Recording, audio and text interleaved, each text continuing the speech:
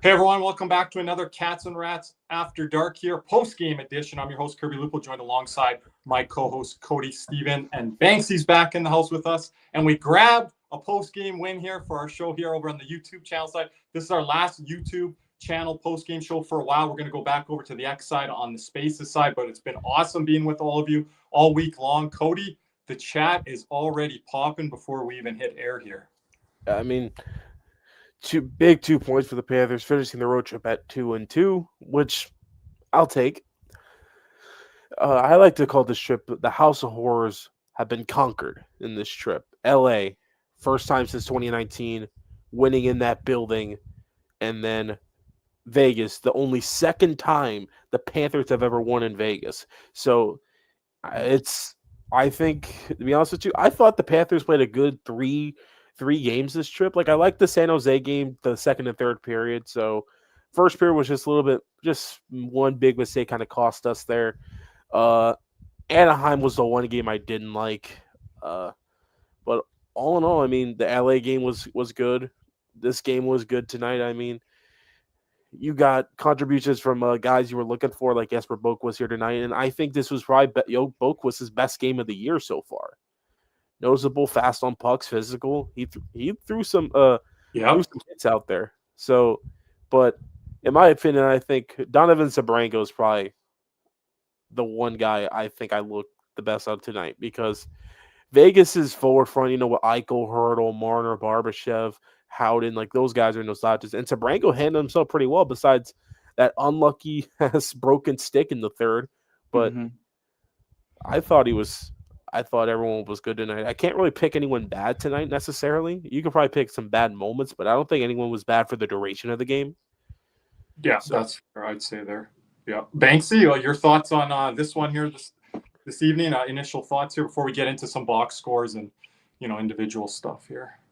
Yeah, I mean, you and I talked before the game started, and it just felt like we were in sync as far as like we were confident going into LA, even though we hadn't won there since 2019. The Sharks game was a toss-up. I thought, as Cody said, that we played well the final two periods, just didn't get the result. And then you come into Vegas, who, they still are in the Panthers crawl a little bit. I mean, I still think that it would be great to see them in a rematch, but I think the Panthers upped their level of play. They stayed to their structure tonight, and my goodness, Bob was the best player on the ice. And then we have Unk Marchand just doing kids dirty. I mean, that goal was disgusting. So when you put that all together, and the team just looked great. Cody? I mean, can't say any better. I mean, he scores on the hard one, but misses the easy one. I mean, he misses that tap in. I don't want to say tap in because he needed to lift it a bit. That great pass by Lundell. I mean, roofs it to our boy David T in the crowd who was at the game here tonight. Yeah, we might get some pictures from David T put up here if our boy C's comes in here later. I should big be able W to put him up. there. We can throw some up there. But all in all, I mean, Bob was great. I thought Bob had a really good road trip. Like Anaheim, they just left him out to dry kind of a bit.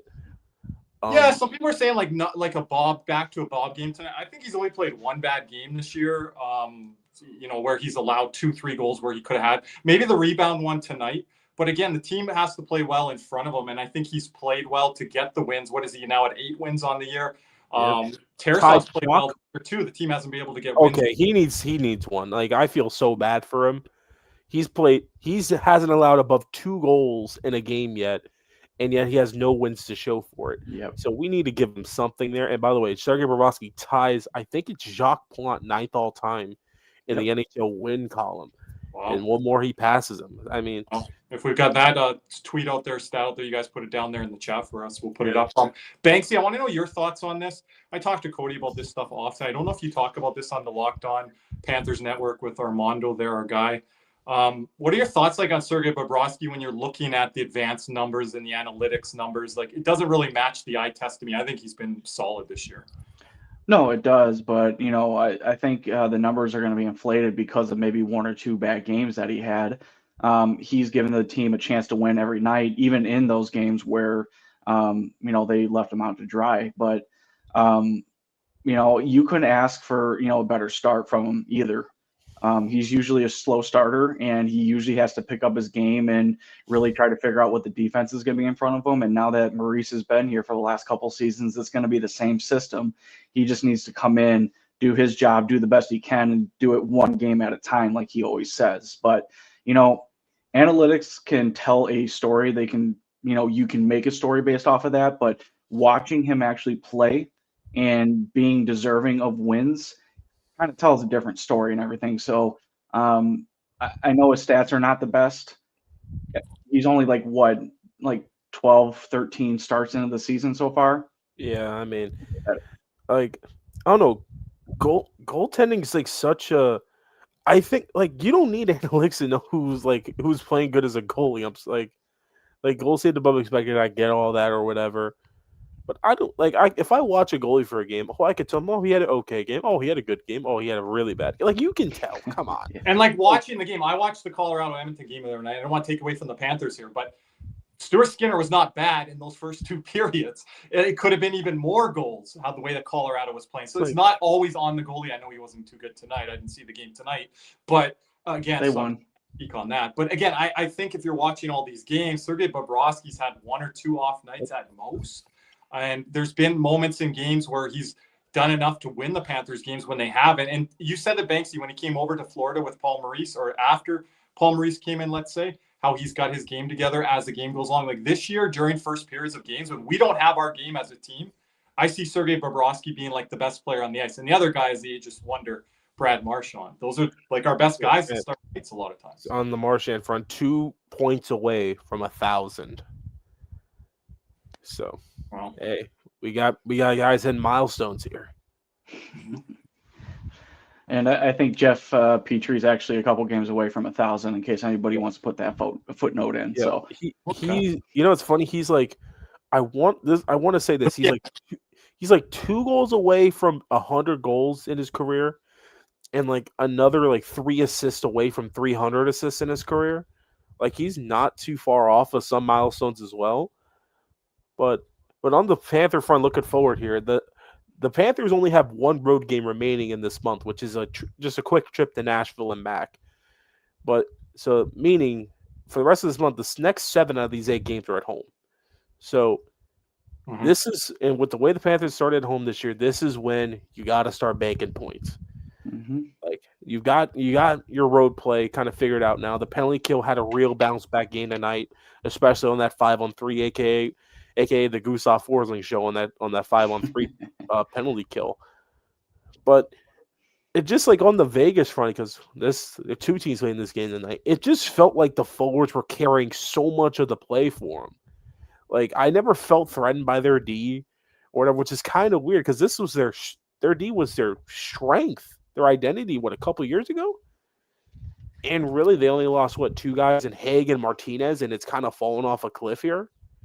And I thought tonight, like, okay, they get scoring chances. They look good through the neutral zone, but their defensive play was atrocious. Like, couldn't make an outlet pass, throwing pucks up the wall. Panthers playing almost like playoff-style hockey up the wall. And I think what Vegas played into that, especially in the first period, was them just throwing the puck up the wall. Now, we did a good job. You got to credit the Panthers, but I don't know what Vegas's game plan was to start this game. And they played a lot of bad periods against the Panthers this year, now playing 2 complete games against the Panthers, playing maybe a total of like a period and a half, 2 periods of hockey that they would actually be absolutely happy with. Like, I think that Jack Eichel shift kind of overshadowed everything in that first period for Vegas. I thought that, and Banks, you said it was kind of different to you. Maybe half the period was the Panthers, half was Vegas. But I thought only that Eichel shift was where that Vegas was showing their true dominance on home ice. Yeah, I mean, the way that I looked at that period is that, the Panthers came out, they wanted to basically establish what their game was going to be and make sure that Vegas knew that this was going to be, a much harder game than, what they thought it might be because, they're without a lot of key players. And I think the Panthers are catching some teams with that. But, when you have the moniker of, 2-time Stanley Cup champions, that might not, last too long. But I will say this. Vegas definitely did push on the gas pedal at the middle part of the first period. And the thing is, Kirby, you said it, They were just throwing the puck at the wall, though. And then they started winning some battles, and then they gave it to Eichel to start actually deking through the neutral zone and actually, carrying the puck in. Now, here's the thing. Why was Vegas playing into the Panthers' hands? Like, defense was up, being very aggressive, not allowing any plays past center ice. And then on top of that, the forwards are getting back to break up plays. So why couldn't Cassidy change what was going on? Is that something that, coaches can't, I guess, plan for? Or how would they game plan for that, especially with all the footage that they would have with the Panthers over the last couple seasons? Yeah, Cody, because they were trying to go up the wall on the Panthers, and great points there by Banksy. And then they were trying for that long stretch pass. Yep. And watch how the Panthers have played this year and the games that they've struggled. It's not up the wall and out. It's little chip plays, support plays, and then get some speed going through the neutral zone and try to skate and get around the defenders that are having bad angles or getting caught pinched up. They were trying to make a play up the wall and then a long stretch pass, and that wasn't working. Like the Panthers, and maybe the Panthers had one of their best games collectively tonight from the defense, because I don't think a lot of guys had bad nights. There was a couple things I didn't like about Aaron Ekblad, but overall as a group, I think they were really good. Seth Jones was really good in the first period, activating on the wall in the play. Sabrango all night. I put a tweet out there, Cody. I think you might have it. I think he's looked awesome. Like, he hasn't had a bad night. He's really helped stabilize Jeff Petrie. And when I'm saying stabilize Petrie, I don't mean he's been bad since Kulikov's gone down. I think it was that pairing that wasn't good. Yeah. And the link is coming out of the lineup. Sabrango now in there. Cody, you're seeing him activate in the play. You're seeing him take guys out along the wall. You're seeing guys trying to get through the neutral zone. Sabrango's pinching off a lot of those plays. Sabrango created that Marchand goal. Really furtherize what you mean by stabilize is what he means by stabilize also is not put in a bad position. Like, he's not putting Petrie in an awkward position where he may look bad because it's an awkward play. Oh, he has to come back on a play because guess what? You turned it over behind the net now. and all people see is the puck go past him, but people are like, well, but he's thinking like, well, damn, it's not me that turned the puck over. But at the same token, and the one thing I loved about Sabrango so far is he's not afraid of contact. Yep. He actually welcomes it, which fits damn well into this Panthers system. And the one thing, and also is he just keeps it simple with the puck. He doesn't hold on for it for too long. He's not trying to make the fancy play. He's either, okay, like, I have the puck here, right to my partner. Oh, my partner's not open. All right, we'll just chip it down the ice. And if he's in the O-zone, puck's on his stick, he's either passing him to somebody or, hey, I'm just going to throw this on net. Puck's on his stick for long, which that's what that means, less time for a mistake. So, and I'm that's just in the chat here that, some of the chat saying not happy with Petrie's play. I'm like, please explain to me how Petrie has been worse than Ekblad or Mikkel on this trip. I haven't seen it. We got Sabrango off waivers from Ottawa. So. Yes. He's a second-round draft pick, David, and congratulations on the W in Vegas, David. But again, I think he's got a bit of pedigree there, so you want to see what there is. But it might be a stopgap guy. I'm not getting ahead of myself on Sabrango. He probably could be a stopgap guy. I wouldn't be surprised about that. But if he continues to play like this, you have a decision to make once Kulikov comes back. Like, because if he continues to play like this, it's bye-bye Balinskis. Like, it's just simple as that. Like, and I know Maurice is like Balinskis in the playoff time, but he's playing over him right now. It's the same thing with Boquist last year and Bjornfoot. That's when we knew the writing was on the wall. It's pedigree versus familiarity, and I would go with the pedigree of Sabrango, who's a second, third round draft pick. There's something there, right? And if you unlock that, there might be something. And Ottawa fans were not happy about losing him either. You go back to the Florida Clay Sabrango tweet; they were not happy. And their defense has been improved, so if they're not happy that they've lost him, that's trying to tell you something. It's not like they're desperate to find a blue liner like they were 3 years ago. Their blue line's getting better, and you're saying, Cody, they weren't happy to see him go. So, yeah, that's an indicator there for sure to me. So I think the biggest difference that, Cody, you alluded to it, that, Sabrango's not afraid of, contact or physicality. If anything, he can dish it back, whereas Uvis, I feel like he was trying to avoid contact.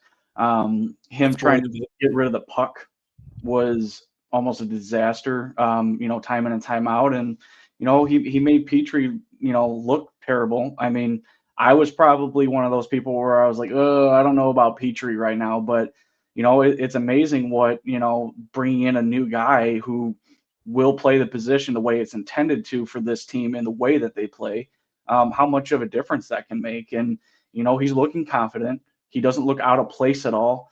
And, with defensemen, usually if you don't notice them, they're doing their job.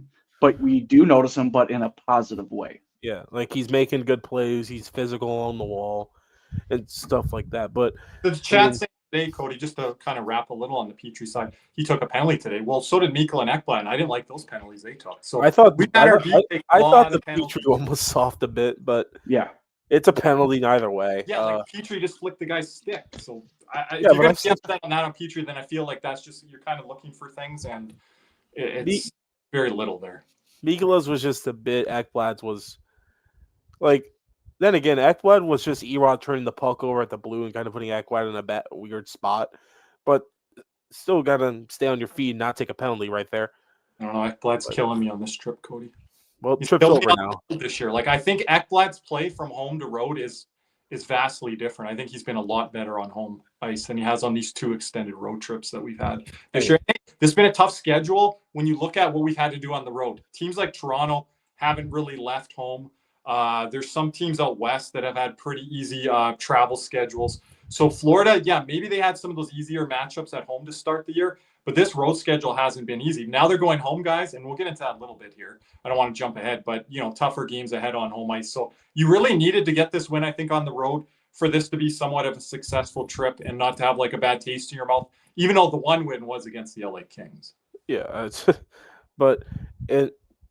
listen, I just like that we kind of got back to what like the game we wanted to play. This was like the first extended time we've seen like Panthers play Panthers hockey so far this year. Like I've said, the guys in the room have to figure it out because there was no way you were going to get outside help.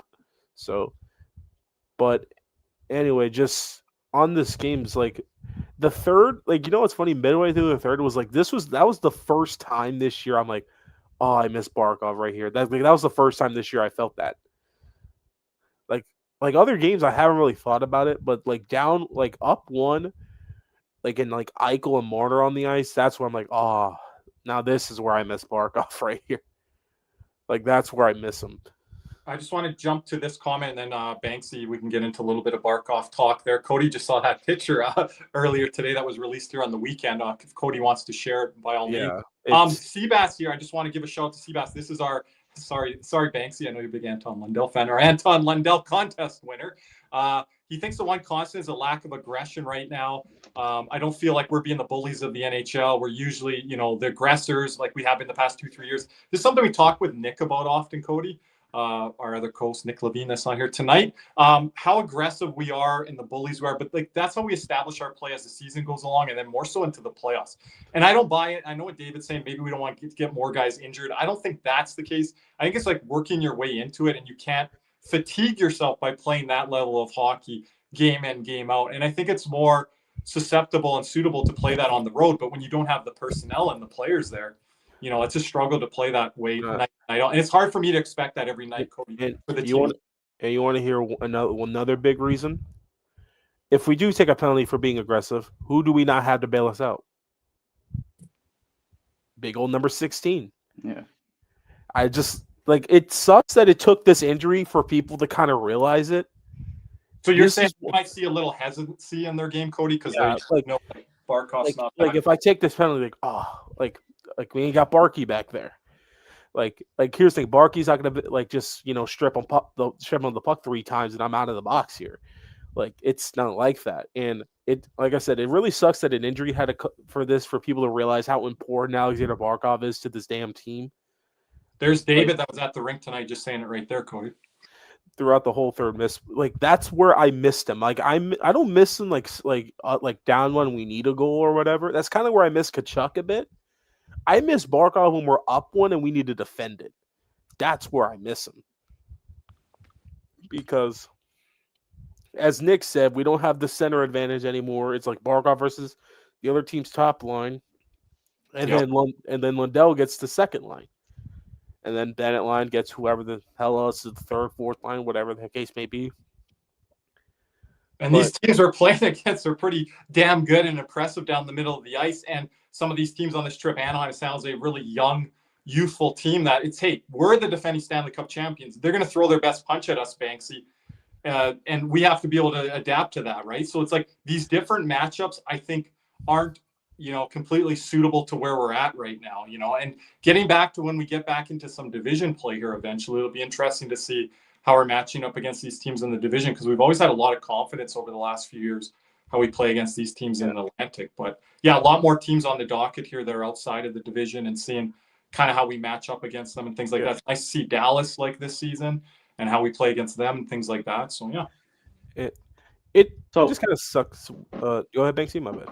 Yeah, no problem. So I was going to say, I mean, with the roster construction as it is, they need to tread water until Tkachuk comes back. Then he's going to give a little bit more, how should I say, options on the wings. I mean, Bennett might get straightened out finally. I'm kind of done beating that dead horse. And then, maybe the lines could have a little bit more flow to them, because I feel like right now, every game, you're going to have a different piece put in because of either a matchup or a mismatchup, or secondly, a guy's just not doing his job. So I think as the season progresses, the team is going to learn what it takes to play without Barkov and how to succeed without him. Even though he is a big loss, but I think the team will be better for it, because then they can definitely rely on each other. So when these two come back, they'll just fit right in, and, hopefully the team will be even better than what we've seen before. Yeah, and on the roster construction, I got to say this every live stream, every podcast now, because I'm going to beat this horse till it happens. Play Lundell, Marchand, and Reinhart together. I'm saying it for the 15th time, because if you have those three together, guess what? That's probably as close you'll get to a first line right now, because all three defensively responsible, all three could find each other, and they could all three put in the back of the net. So I agree with you. I agree with you, but I think there also needs to be balance in the lineup, and you need to split up your defense or your forwards that are actually good defensively. Just because depending on the matchups or the teams that you're playing, you're going to need an extra guy, or you're going to need a guy to go up and down the lineup. And thankfully, you have Rodriguez, who's stepped up in a big way. But in case somebody else goes out, like, what are we going to do, and how are we going to play, full 5-man units in defense? Yeah, and I think I'm still trying to figure out in my own mind, and maybe other people aren't putting as much stock into it as I am, but I'm trying to figure out what they're trying to do with that third line of Boquist, Bennett, and especially Mackie Samoskevich further down the lineup. Again, like, I want him to eventually be elevated into the top 6 if he's on this roster playing full-time, which he is right now. So again, I really like Boquist. His best game was tonight. I liked him the other night, but he hasn't really played that way all year, and he hasn't been healthy scratched at any point. I thought Luke Cunnin looked good coming back into the lineup tonight. We've talked about here on the Cats and Rats post-game shows why he's being scratched. That was one scratch I didn't understand. Right? I thought, Cody, the way he played tonight, he shut down Vegas on the wall. He shut down a lot of plays. If he made a mistake, he hustled back to make a play. He gives Sabrango his stick. He gets a shot block in the lane. Battles with the play there. I think that was Cunnin. Like I liked Gregor in the preseason or whatever, but if you're telling me to pick between him or Cunnin, I'm taking Cunnin all day, every day. And Cole Schwint has been great ever since he's been inserted to the lineup. I don't think I found a reason for him to kind of come out of the lineup yet, but Greer, Schwint, and Cunnin, I thought that's a formidable fourth line right there. I thought they had a couple good shifts tonight, had a couple good shifts in the ozone. Yep. And that's where Vegas used to dominate us, Cody, with their fourth line. Yep. In these games, Banksy, that are kind of up in the air. So even with these key players out of the lineup, Banksy, we're still able to show depth down the lineup. Yeah, and that's how this team has been designed. I forget what it was, either a podcast or I was watching an episode, dealing with Detroit. Actually, I wonder why that is. But it had to do with he's LA's GM now. I keep forgetting his name. Ken Holland. Ken Holland. Thank you. He has a philosophy that, number one, your first 2 lines are going to cancel each other out against any team that you're going to play in this league. What's really going to make the difference is the third and fourth line players that can actually chip the puck in and win battles and get greasy goals when it matters. So I have to wonder if the Panthers have actually taken that on and actually have like succeeded it, and they've done it for the last couple seasons. I mean, it just seems like any guy that they're going to put in is going to be plugged in and he's going to mesh well with anybody. So, with the loss of Gadjevich, yeah, it's a big physical presence and the guy that can fight.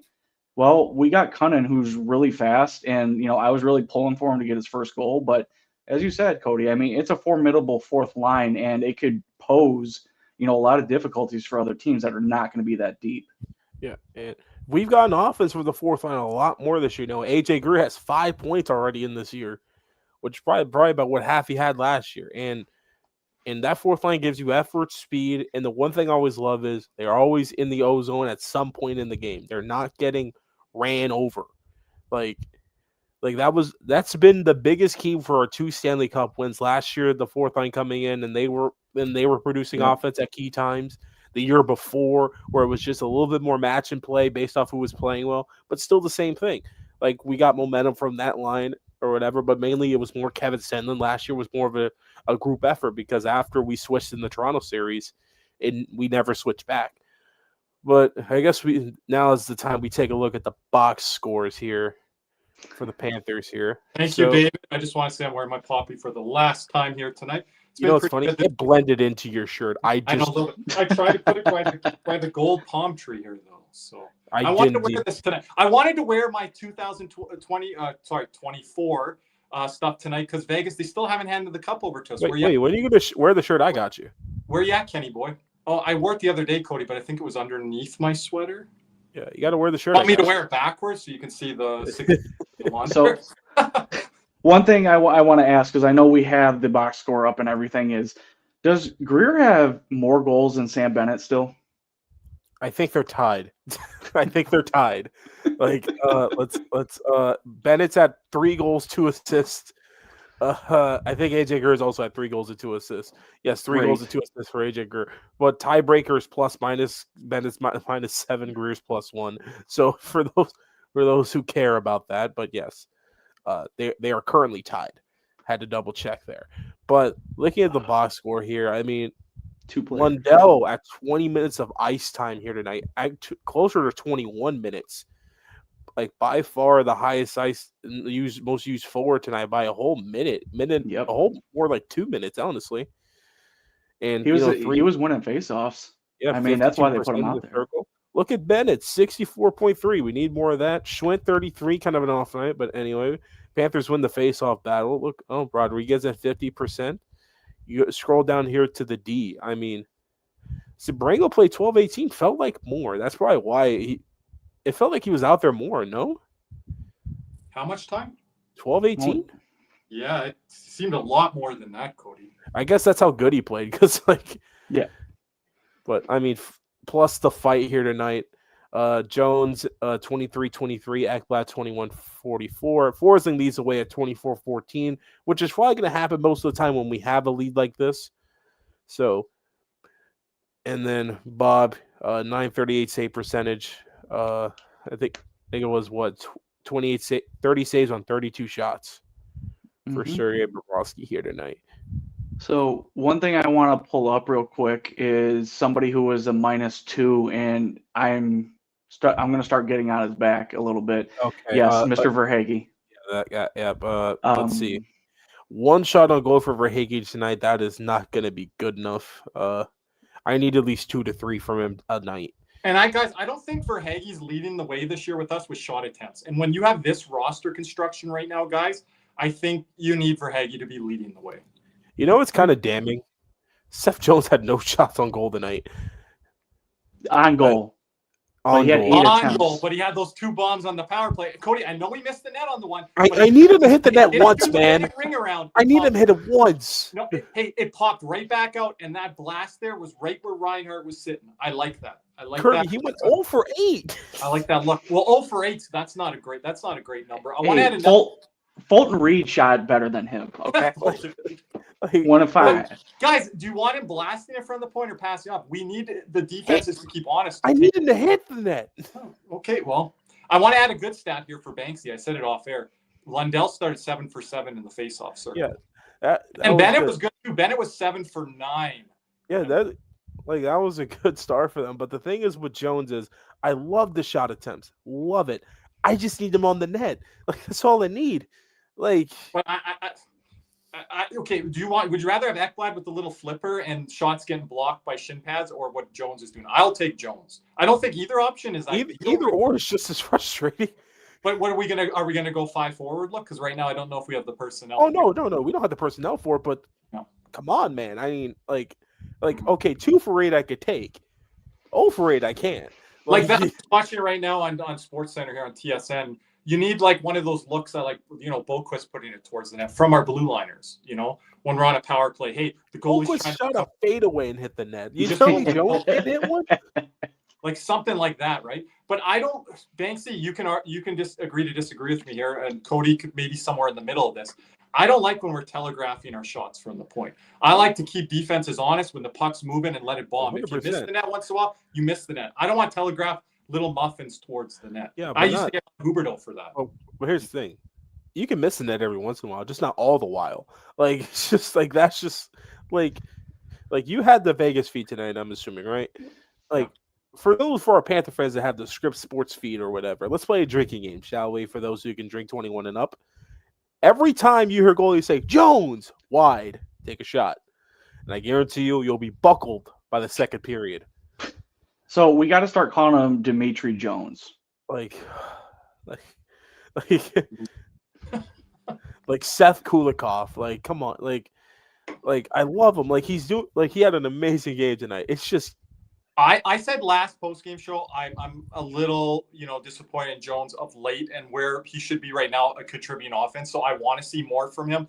I'm expecting Petrie soon here to, have a clap bomb, have a goal or two here, find the back of the net, because I think he's kind of due in the certain situations that he's had. Tonight he missed the net, I think, once or twice on a couple of shots. Oh no, he missed. He had a grade A from Mackey, and he missed like that bit because he was going far side. So it was just like. And it's not an easy shot by any means. Right, in the chat. Yeah. So I get frustrated from the first pairing sometimes when they're putting it into shin pads and different things like that. Forsley's had some good shots on this road trip. I think this is some of Forsley's best play of the year. I was happy with him early on in the season there, as I talked about in our post-game shows. I think he kind of got back to that form and that play here over the last couple games. So I like that how his game's kind of rounding a little bit more back into form here. And he's cleaned up some mistakes for his deep partner, Ekblad. Hopefully Mikola's turning a corner here now too. I haven't liked his play all year. But Forsling's best attribute shot is just when the puck comes to the wall, he just bombs it. Yep. That's his best shot. I mean, he does it in the playoffs. I mean, why can't we do it now? And he has and Gustav Forsling does have a bomb.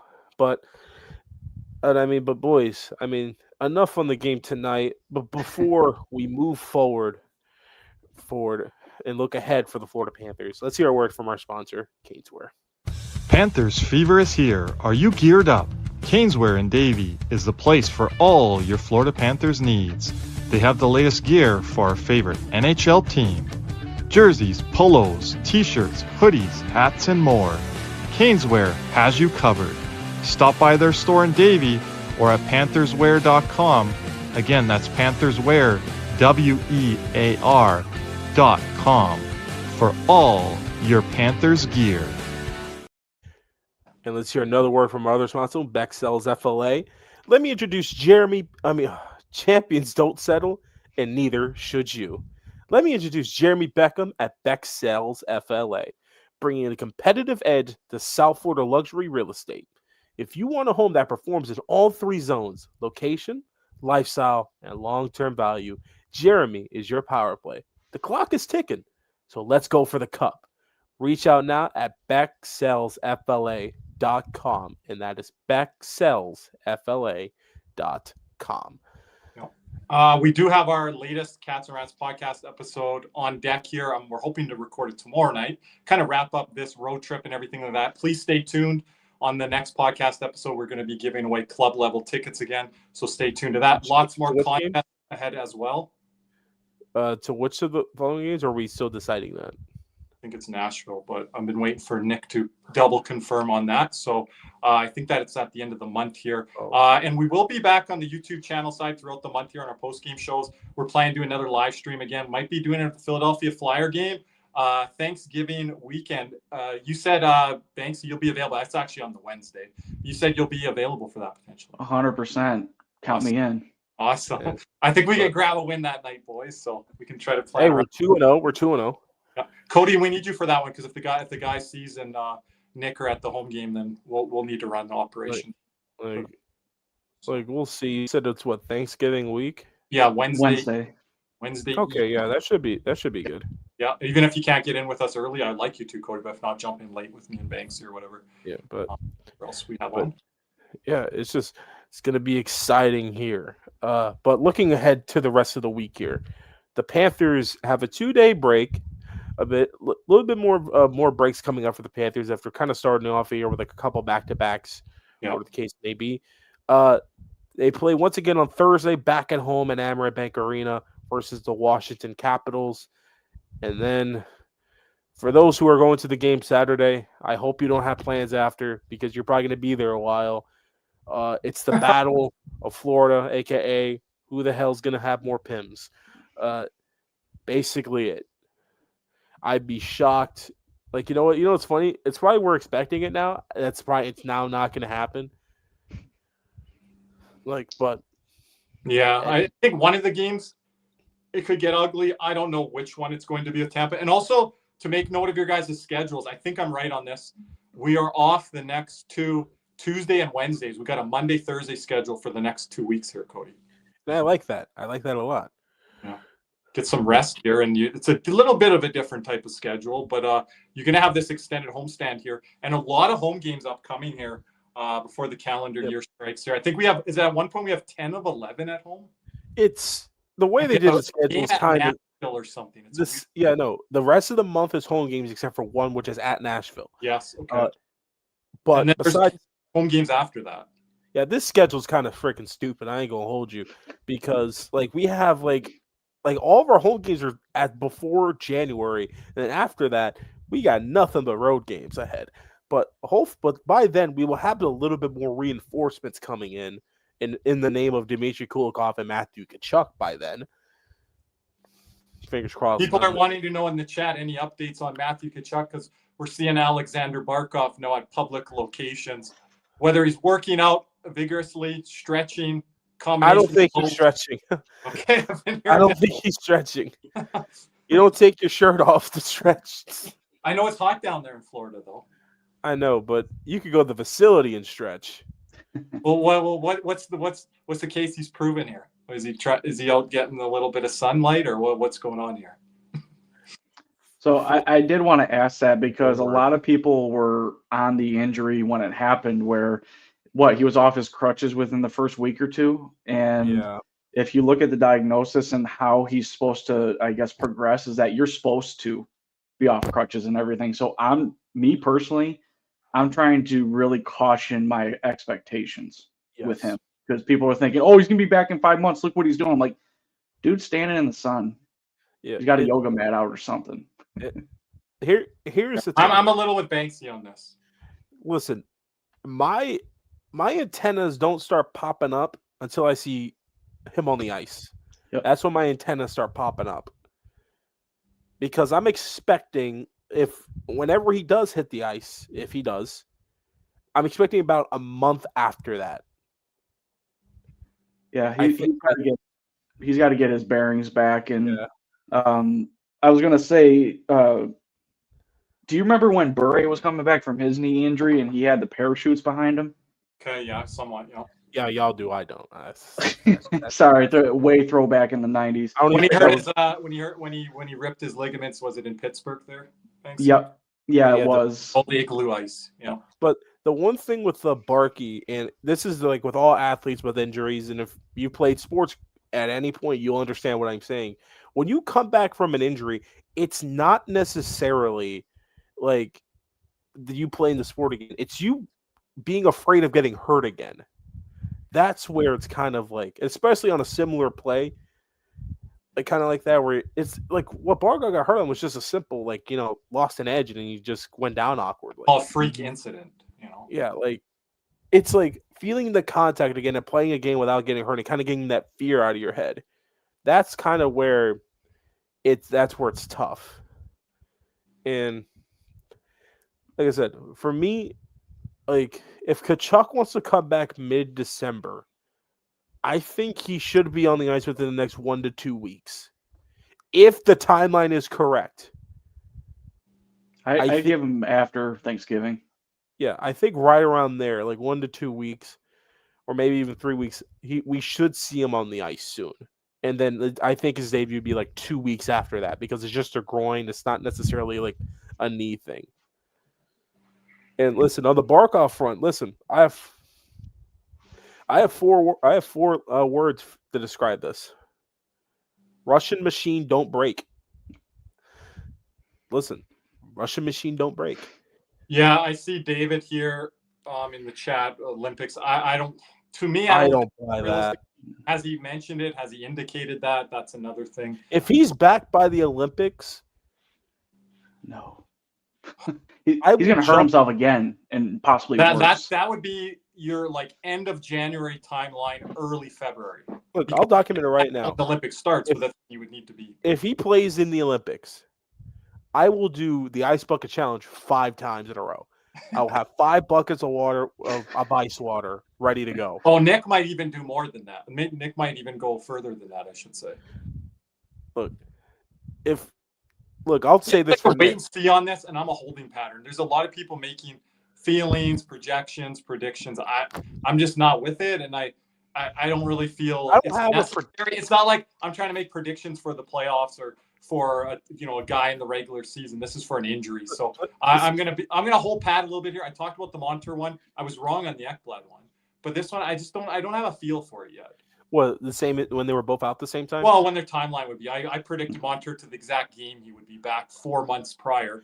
I thought Ekblad would be a little bit longer than that, Cody. So they came back ahead of schedule. Remember the media was saying Montour wouldn't be back till December, January, and they're like about the same for Ekblad. They came back that game out November, middle of November against Anaheim. Mid-November, Anaheim, actually. Yep. But again, that happened from the playoffs, the off season, and all that. Barkov hurts himself just as training camp is getting underway for the veteran players. So, yeah, a very aggressive timeline here. I must say this. Happy Veterans Day to all of our veterans out there. Yeah. Just to say that. Just remember that. So put that in the chat there earlier. We've got Aiden here. I don't know if Aiden's a new member of our YouTube community, but he's been great. The other night he was giving us questions all night long. So Aiden, awesome job there. We'll put this comment of Aiden's up there in the chat. Becoming a really big member here in our YouTube community here on our post. And Beefcat has an interesting comment saying, do not let him play in the Olympics. 3 feet is way more important, in my opinion. Here's the thing. It may be important to you. I don't think if you tell Barkov, I think Barkov may lean Olympics. Now, I totally agree. I'll talk about the Olympic side so much leading up to it here. We're getting some Olympic coverage stuff ready. Got a cool idea for Cody off the air here. Little Team Canada, Team USA coverage thing. But I think I'm with Cody here. 3-peat, that's historical. And that doesn't happen too often in sports. So I think you can take the Panther fandom out of it and say, 3-peat historical. And you have longer time to prepare for that 3-peat than you do for the Olympics. Yeah. But I do get what you're saying, Cody. If you got to pick one or the other, and they were at the same time, you guys would be surprised as Panther fans how often players would pick. He's got 2 cups. He don't got Olympic gold yet. That's true. And you kind of look at things where maybe as fans in North America, we're not looking at the Finns to win the cup, but they've got a lot of talent right now. And I thought, if they got some goaltending from Saros, you get an all-world performance from Barkov, you can be in a gold medal game. But with Barkov's injury here, that clouds a lot of things. Barkov, Rantanen. Yeah. You got Lundell, Lusto. Like, you actually have depth down the Finnish roster that they haven't had since maybe ever. You could go back to Koivu and Slaney, but those teams, Banksy, those teams were more top-heavy then. Yeah. No, they definitely are. I mean, they have all the names and everything, but it doesn't mean that they're going to mesh. I mean, the Four Nations tournament was amazing, but I think the main thing that people were talking about was just U.S. and Canada beating the crap out of each other. I mean, that's what people wanted to see. But when you look at Sweden and you look at Finland, their games translate very well to Olympic play. Not only is the ice bigger, but it's more of a skill kind of game. Like what we expect from all other Olympians. With that being said, overseas play is the big thing too. To me. Yeah, because they call penalties and stuff. Now, Cody, are they going back to standardized ice? I don't know. That I don't know. Or like a hybrid in between. I would have to look that up. I would probably be a hybrid. But like Cody always mentions too, Banksy, they're not going to let all this fighting happen and transpire. No. In the Olympics. So that kind of was the next point I was going to bring up is, you kind of look at how people are going to, or how the teams are going to construct their, rosters. We talked about, I talked about with Armando, actually, if Sam Bennett is playing himself off, with the way he's playing, I don't know. A lot of people think he's still a lock. I don't. I personally don't. I've said this for about a month now, and I even said it to Armando on a tweet that you were on his show, Banksy. I'm like, you got to bring both kids because you have expanded rosters, and we'll get into this more with our Olympic stuff. But you got expanded rosters where you can get Bedard there sitting in the press box, and Celebrini, to me, Cody, he can play bottom six. Oh yeah. Right. It's just so like, and the thing is with Bennett, it's just like I don't think his game translates to the Olympics. Mm-mm. Like he's gonna get caught in penalty trouble. Like it's gonna be kind of tough, and like you see Macklin Celebrini over there, and like in the way he's playing, and you're kind of sitting there like, how the hell do you leave him off? Like I don't think they can. I think he's made a case over his first two seasons, or his first season and a quarter, I'll say, that he is the real deal. Sorry to jump in, Banksy. Also at the World Championships, riding shotgun alongside McKinnon and Crosby, Celebrini. But go ahead there, Banksy. Sorry. Yeah, no, I was just gonna say I think he's shown his maturity in his game because he can play both sides of the puck, and he's not going to be out of place, and that's very hard for somebody who is of his age, unless your name is Alexander Barkov. Yeah, and I also had to remind people of this. Do you guys know what center was left off the Four Nations roster that I find it hard to believe that he's going to be left off this Olympic roster? For Canada? Mark Scheifele? Nick Suzuki. Oh, yes. I should have known that. I think they take him over Bennett. Like, I would. Yeah, the last year, Mike Johnson and Craig Button were pumping Nick Suzuki tires. They were even ahead of me on that, Cody. Like, yeah, I said that, Ryan. Bedard, but he's going to be in the press box, and Bedard would be on the wing. And Ryan, we're working on some Canada coverage and content stuff. I got to explain to Cody off the air. I got a cool idea for the community here. We got to get our lineups in here soon too, Cody. And here's the tougher thing with Bedard. I have Celebrini over him, and it's just because Celebrini's just better at center than Bedard is. Like, to me, man, we're getting into all the questions here, but I got to put them on screen. I disagree in a way with you, your boy. I think my boy Monter and others should be on that Olympic team over Ekblad. I think Uyghur might edge out Ekblad as well. I think there's guys that are going to edge him out where he's like the 9th, 10th. I love how you bring up Montour in a comment that had nothing to do with Montour. Like, it had nothing. I'm saying why Bennett has a better chance at making the Olympic team than Ekblad. I don't like Ekblad's chances with the guys he's got to beat out right now. No, I don't like Montour's chances. You haven't been watching him this year. He's been electric. If you put Montour with Harley, man, oh my. Yeah, but here's the thing. Who's playing penalty kill? You want to go over to the Olympics? You think Ekblad's going to skate well overseas? I wouldn't trust Ekblad at all. His skating's been fine this year. And I'm not bringing Ekblad like 2 games ago. He nearly beat out a guy for icing.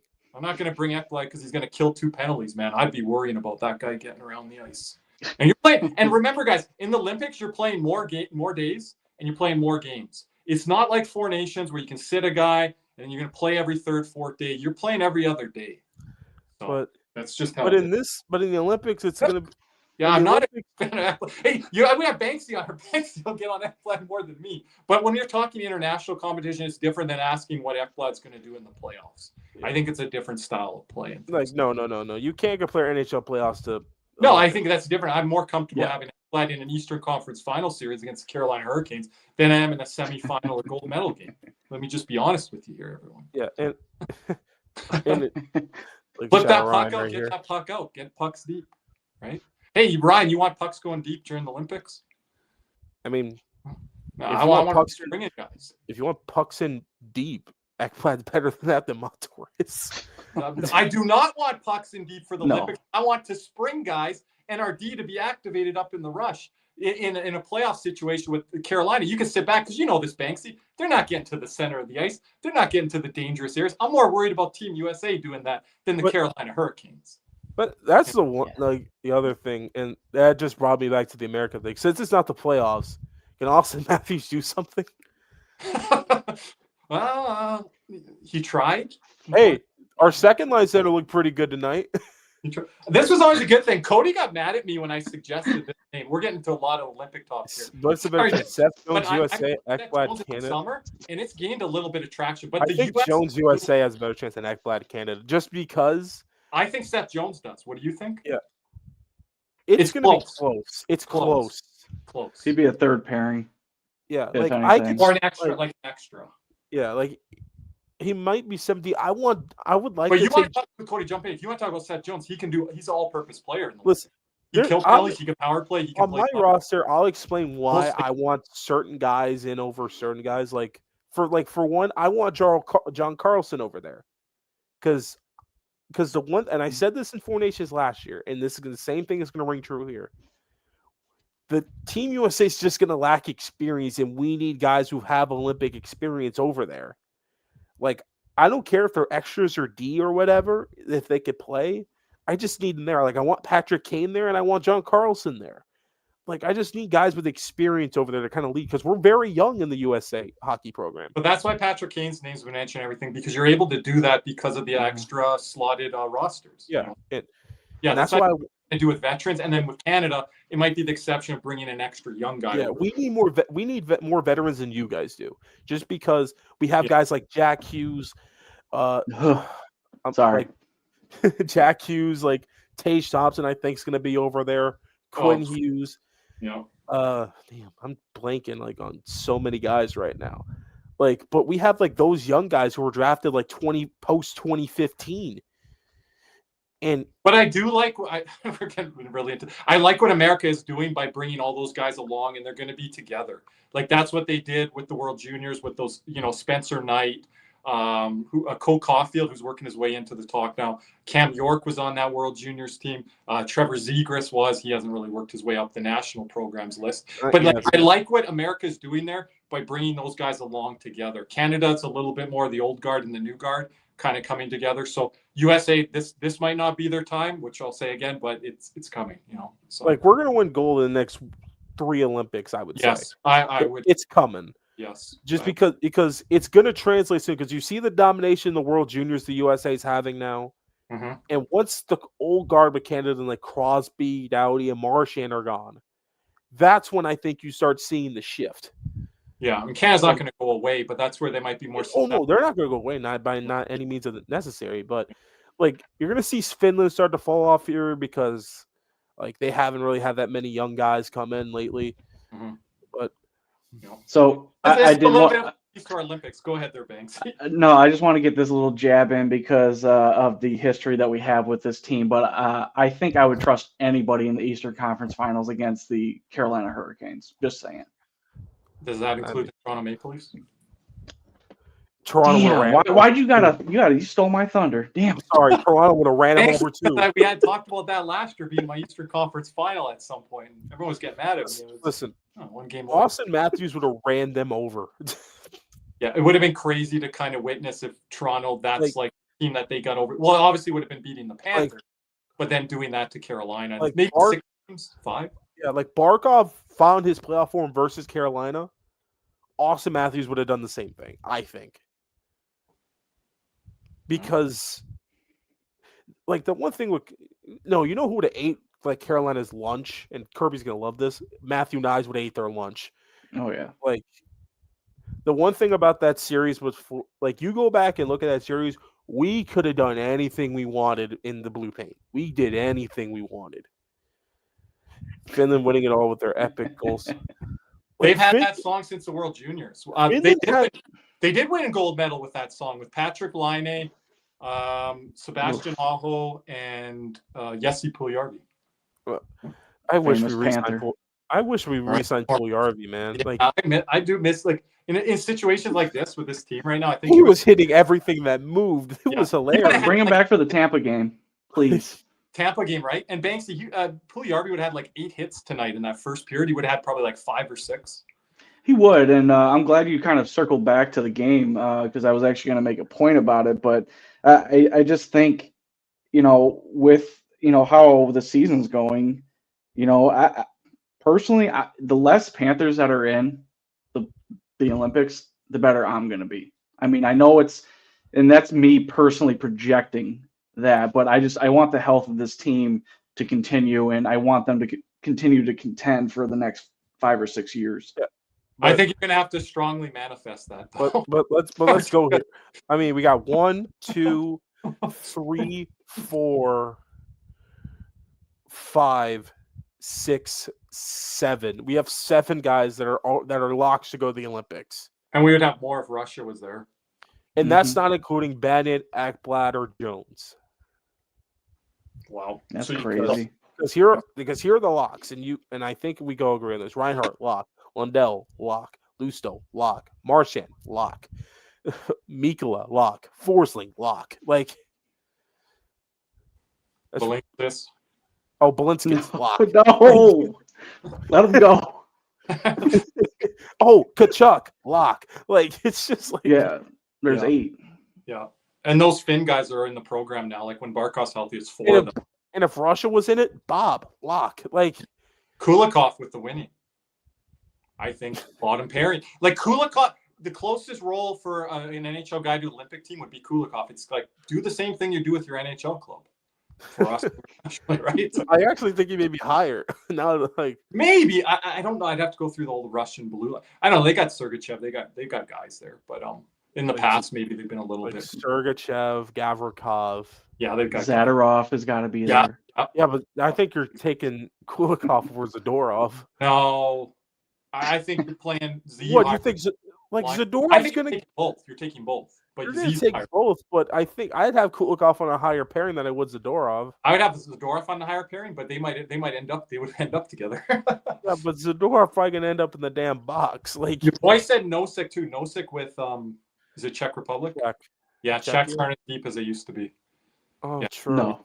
Yeah, but he's still not even off crutches yet. Like Barkov had his surgery later, and he was out of a wheelchair before Nosek was. I heard Nosek's not coming back anytime soon. But if you want to talk about a guy that's trying to press and push for the Olympics, it could be potential there. But I don't know. I don't know his long-term stuff. The things that I've heard personally, I don't think he's coming back in. I mean, hell, if Cuba had a hockey team, Sabranga would be going. I mean, just that's for those who don't know, Sabranga is half Cuban, so that's why he fits in perfectly with the South Florida culture. So in NFL, they have Amon St. Brown, what he has a German flag on his helmet. Yes, he's from Germany. Like the NHL should do that for guys. Yeah, like Tua has the Samoan flag on the back.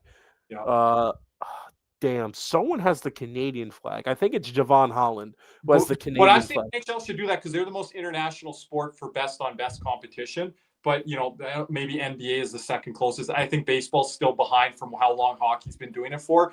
But they should have the nation flag on the back of their helmet, or guys that are trying to be assigned to that nation or country because of their heritage. So I think that should be a thing that NFL's done a good job of that. There's a comment here. We're going to wrap here very shortly, guys. What do you think of Cunnin there? Oh, sorry, Cody. was going to put it up. Just do it. Just try that. Yeah, there you go. What did you guys think of Cunnin? I like Gregor's passing, but Cunnin makes much more happening with forecheck and physical. Cunnin should have never left the lineup, and I'm going to stand on that. But I understand, I understand why they put in Schwint because they brought him in and they wanted to give him a chance. He probably had good practices or whatever. But you should have threw Cunnin on the wing. He's better than Gregor. It's just with Gregor, his passing ability is good, but outside of that, does he do anything else better than Cunningham? Because Cunningham's a pretty good goal scorer, 10 goals And in he a kills penalties, and he gets fast back on defense. is a goal. Yeah. Can play penalty kill. Yeah, Mhm. good point. Cunningham tonight saved a goal in front, I want to say, and Sabrango did a nice tie up late there too. Yeah, that was when Sabrango broke his damn stick, like Yeah. on the That wasn't his stick that he tied the guy up with. He's like, I don't want to play the puck, but I'm going to tie up my man. yeah, he just like shoved him to the boards. Grabbed him like God. this, hooked, just grabbed him all the way. I'll just say this: that's a defenseman's worst nightmare. Stick breaking like on an exit pass. The next play that happened is that Bennett tried to pass to him towards the boards. Yeah, that wasn't Bennett. That's like, not a great. The Vegas commentators were like, not a great play being put in this spot here. Yeah, No, I want to talk like- about Petrie being put in bad spots. Holy Jesus! A man tried to get a pass without a stick. And that's his partner there, Petrie. And it was funny. Bennett was playing on all instincts, not like because that's probably what the system tells you to do, kind of get it back to the D so they can rim it around. But he forgot his D didn't have a stick. Yeah, we talked about Bob earlier. I thought he was locked in all night on the deflections. Oh. He was fighting through traffic and things like that. Here's another one: Sandus Mumanis Olympics thoughts. Oh boy, I thought that was Jamie in the chat. Your boy, you're really gonna do it this late in the night to us here?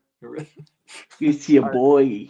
It's your boy. I'd have to look at the Latvian. I line. don't know what Latvia the players. You guys would think, okay, he's a for sure lock, but Latvia is a good nation, and those guys play together year round and for many years together. And so any- it depends. It depends. any player. I can't say anything about locks for like Latvia, Finland, Sweden, because not all those. Because remember, this is the Olympics now.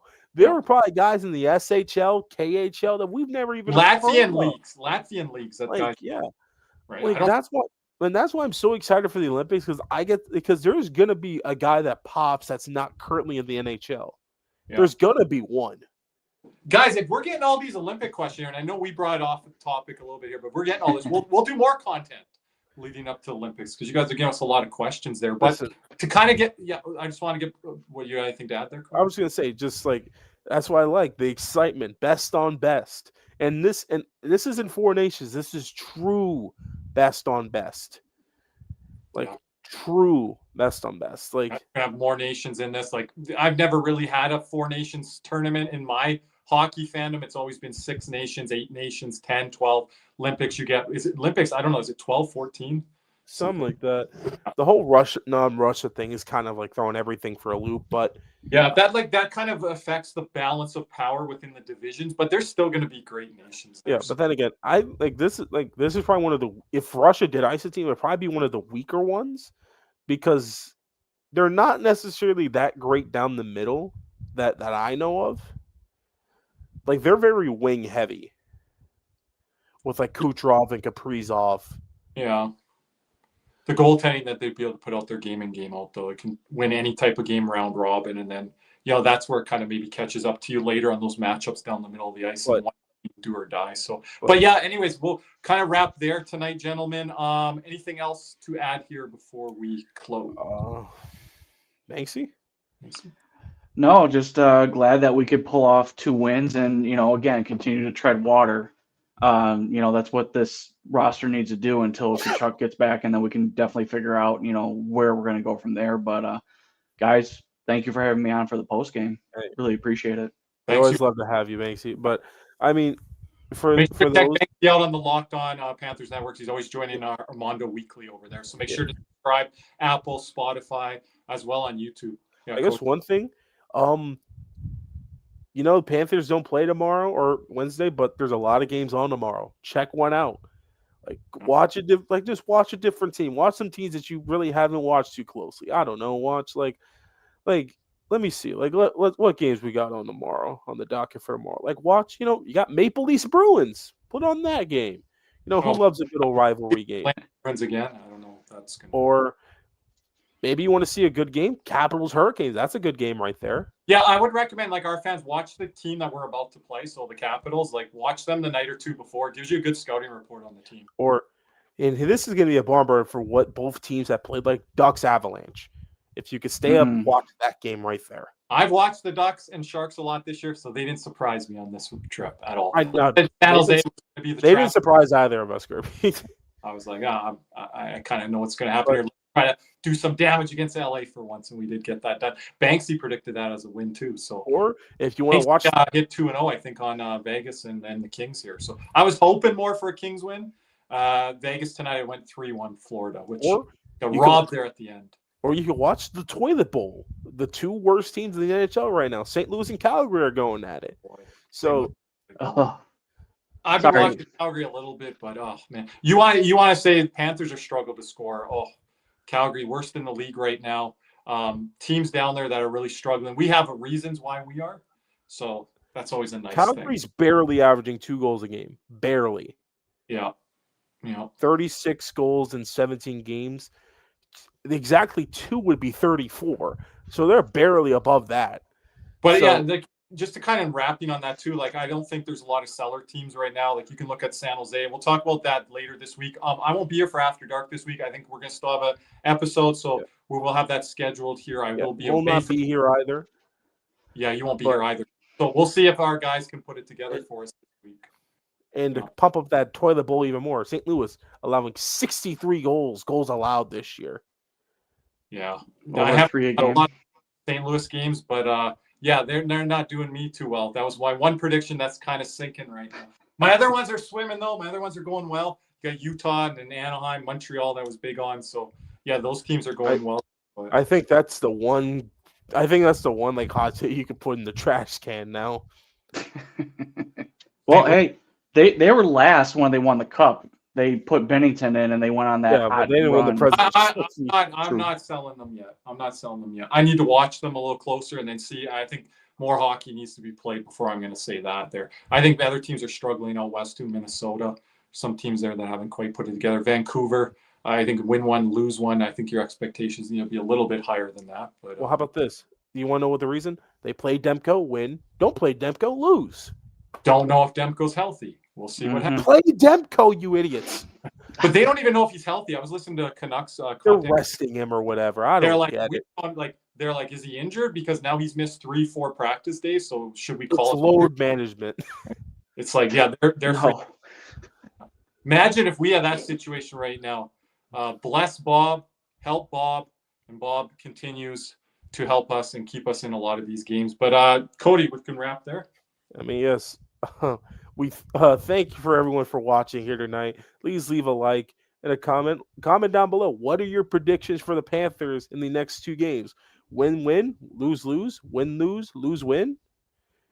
I mean, I have no idea because we keep win 1, lose 1. So I have no idea. So, but once again, we appreciate Banksy for hopping on with us on this late night or an early morning. Once again, happy Veterans Day to all who have served for our country. God bless you all. For Banksy, Kirby, and myself, we say thank you. And as always, let's go Cats. What's up, Cats and Rats fans? If you enjoyed that video, be sure to hit the like and subscribe button before you head out. If you're listening to us on Apple and Spotify, make sure you leave us a 5-star review. And just like always, let's go Cats.